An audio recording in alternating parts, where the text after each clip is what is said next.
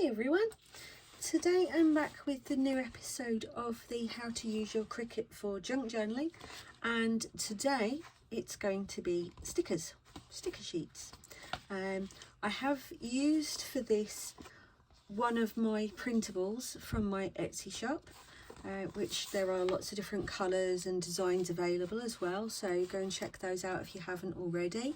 But this is the sage green set, which, as you can hopefully see, prints out beautifully. So yeah, now these are removable sticker paper sheets.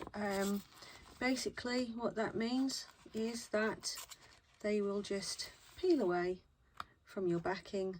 It doesn't all of this fiddling and trying to use things to get them off. This is so much more simple, and you can make it with the white border around it, but I'm going to show you how to do both, because personally I prefer them to not have a big white border around them, but I appreciate some people like that aesthetic, so I'm going to show you how to do both ways.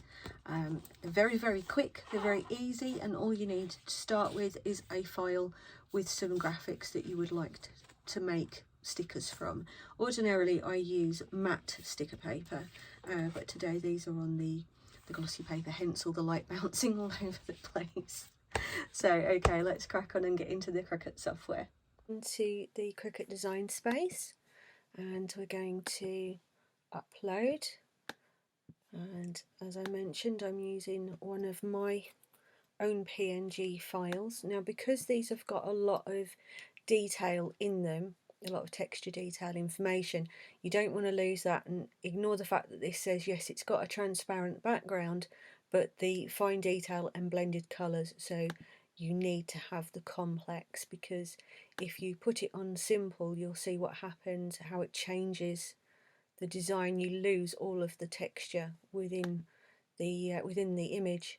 And even on moderately complex, it brings some back, but a lot of it is just completely lost.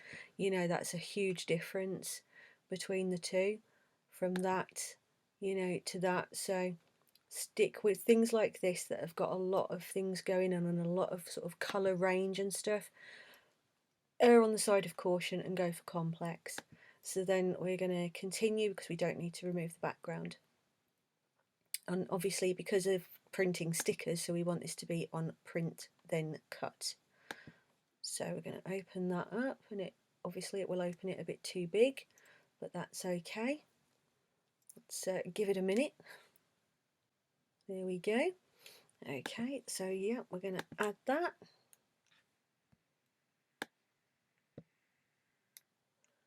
Okay, so the first thing that we're going to do is we're going to zoom out a little bit on this and move it over here. Now, to make sure that you're staying within the realms of print and cut, you cannot do it at full A4 size without completely modifying your, basically you have to try to kind of almost hack to make it work. You can do it if you want to look up how to do that, it's fine, but obviously I'm just teaching you, you know, that you can make stickers with your Cricut, so you can. This is how we're going to do it.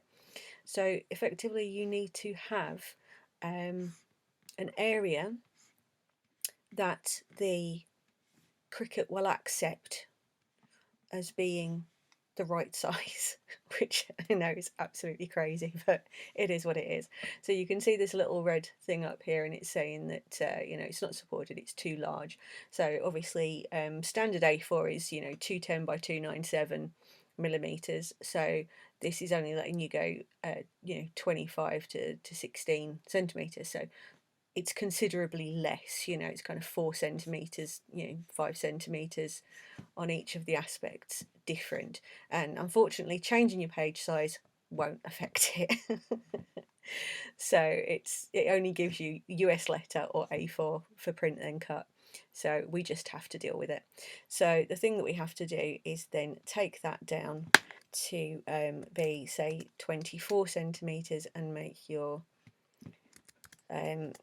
make that the, oh, wrong way round, never mind, let's just come out of that. Okay, that's being a bit silly, but whatever. But no, Oh, what is it playing at? There, right. Okay, so then what we're going to do is we're going to position the stickers within the boundaries of that, and it's best not to have them touching the edge, because obviously you run you run the risk of it going outside of the print then cut constraints. So what we're going to do is just keep that within.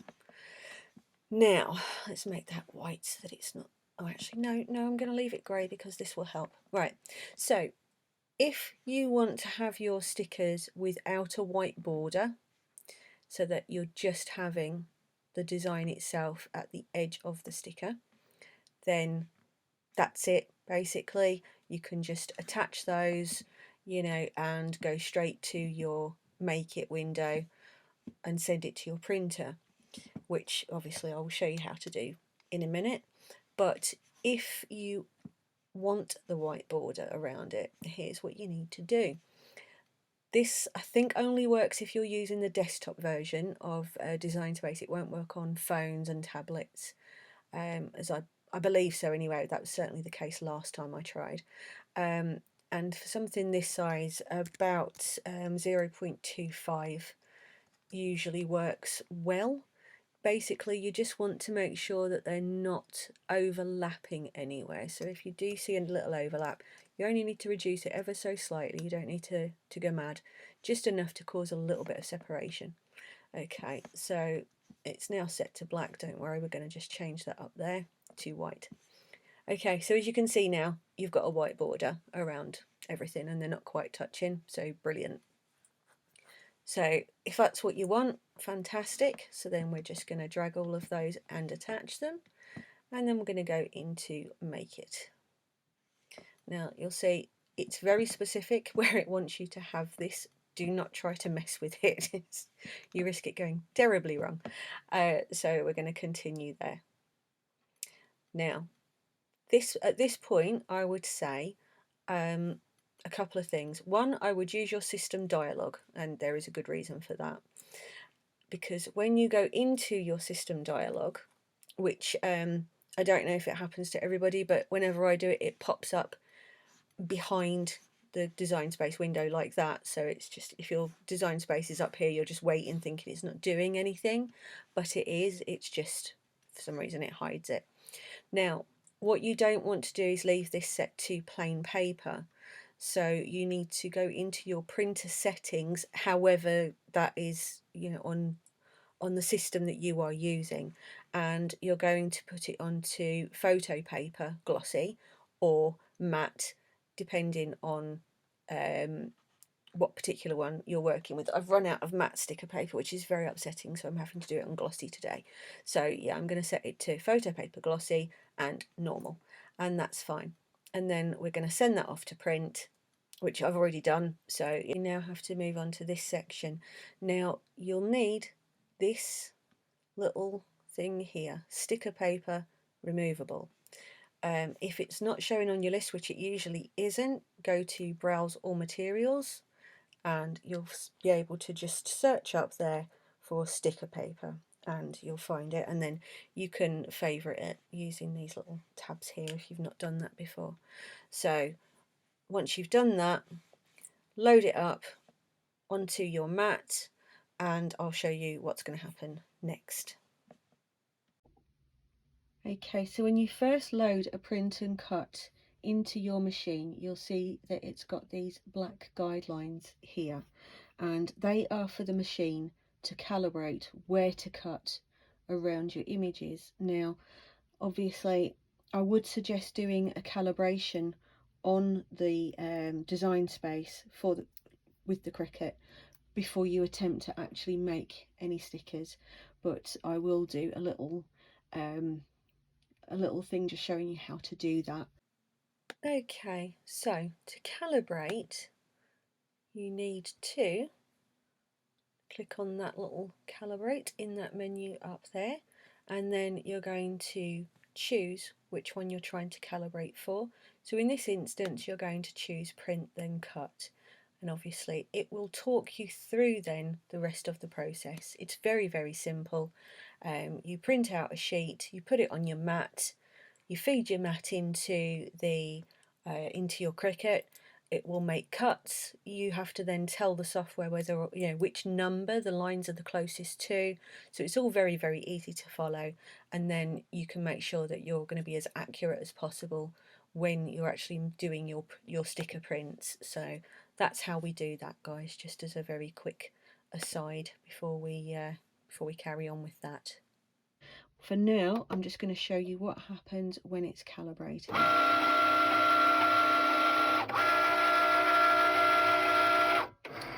Scanning, not calibrating, I mean scanning. So you see here, it's just basically, it's got its little light on and it's just scanning these lines, see? And that's how it figures it out. So it'll take a minute or two to do that. I'm just going to take the whole thing off. But as you can see, what's happened is it hasn't come through the back of the paper, which is exactly what it should do. It should stay so that, like any other stickers, when you pull it, it leaves the backing paper behind.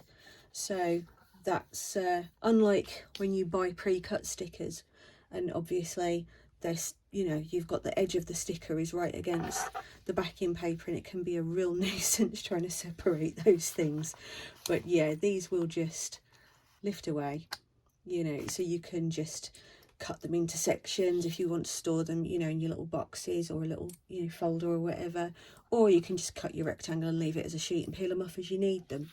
But that is a very quick and very easy way that takes very little input on your part, as long as you have the designs that you want to use.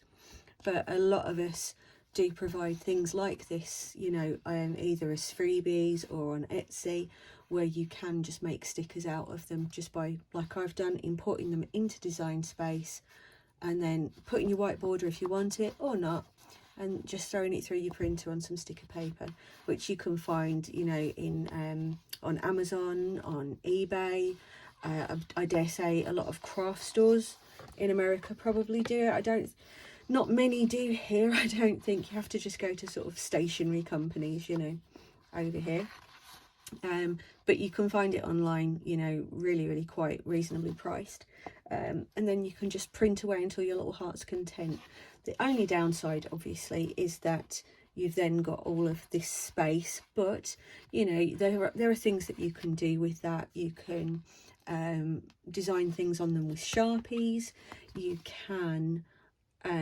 what's the word I'm looking for? Becca, find your words. You can stamp on them, like on the glossy. The matte one is a lot easier to work with the scraps than the glossy, because obviously you can't use everything on glossy paper.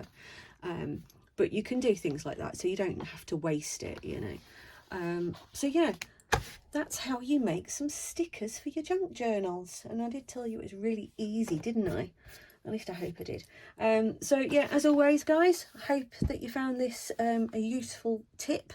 I hope that you've learned something new that can elevate your junk journals that little bit more for you, and hopefully save you some money as well in the long run, because buying the stickers can get expensive. Whereas if you buy things from like Etsy sellers and everything, once you've got the file, you can print it an unlimited amount of times, and all it does is obviously cost you the cost of your ink and the paper, which generally speaking is a lot less. And obviously these are quite large, you can fit a hell of a lot more smaller ones on here, and if I wanted to, I could have filled these gaps with other things as well, but obviously today was more just about, okay, it's so easy to just take this and do it. So yeah, leave me a comment, let me know if you found this useful. Don't forget, I do love to be tagged in things that you have made using the tutorials, because I'm always so proud and so pleased for everybody, knowing that you've helped somebody learn something, and to see just what they've managed to do with it is just great. So, give me some love, because Becca loves to be loved. No, I'm kidding. I don't like it. It's horrible. Anyway, have a great day, guys. Happy crafting.